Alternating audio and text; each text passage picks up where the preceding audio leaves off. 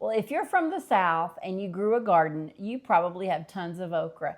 So tonight I am making roasted okra. So I'm just going to take the tender ones. I'm not going to get these huge ones that are kind of going to be tough. All of these look okay, but I'm going to get the ones that are probably going to be more tender. So I'm going to cut the top off and just slice it in half and throw it in a bowl. Now, I know that everybody does not like okra. Well, they just think of it being slimy, and it can be slimy. But I think when you roast it this way, it's not going to be. It's going to be nice and brown and toasty with lots of flavor. So I fry okra, and when I fry it, I fry in cornmeal. And not a batter. It's just, to me, okra does not need a batter. You just coat it with some cornmeal and salt and pepper and fry it in some hot oil until it is crunchy and delicious. But anyway, tonight we're not doing that. We are going to roast it. See how that turns out. Let me know in my comments if you like okra, or if you even know what okra is. Really, truly, it mostly grows in hot, humid climates.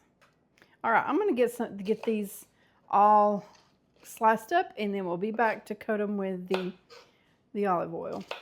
All right, let's add a little bit of olive oil just to coat it over with it. We're going to toss that around, and then we're going to add some spices. Let's add some salt, some paprika. You could actually use any spice you want. This is just what I'm going to use tonight. Paprika is going to give it a little color there on that white. Some garlic powder, just a little bit. I don't like a whole lot of garlic powder, so we're just going to sprinkle that just a little bit. And I have some crushed pepper here.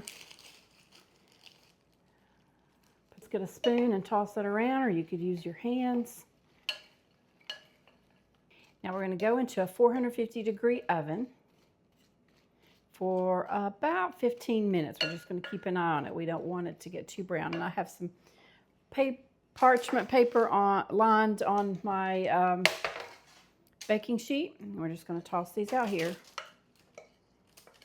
You want a single layer. And I'm going to go through and turn them all over. You don't have to do that. I'm just going to go ahead and do that. Okay, into a 450-degree oven. So I have the okra out of the oven, and it went for about 20 minutes. If you wanted a little crispier, you could actually leave it a little longer. But I think as it cools, it will crisp up just a little bit more. So we're going to serve it up here. And I have some hamburger steak and freshly fried onion patties. So that's going to be my Sunday evening dinner. If you like okra, maybe you want to give this a try if you've never roasted okra. I'm telling you what, my kitchen is scorching hot, but let's give this a try. So here we go. I love it. If you like okra, try roasted okra. And we're going to have some roasted garlic.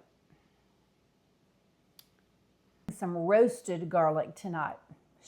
Tonight I'm making roasted garlic. Why? Roast some garlic. I didn't do it again.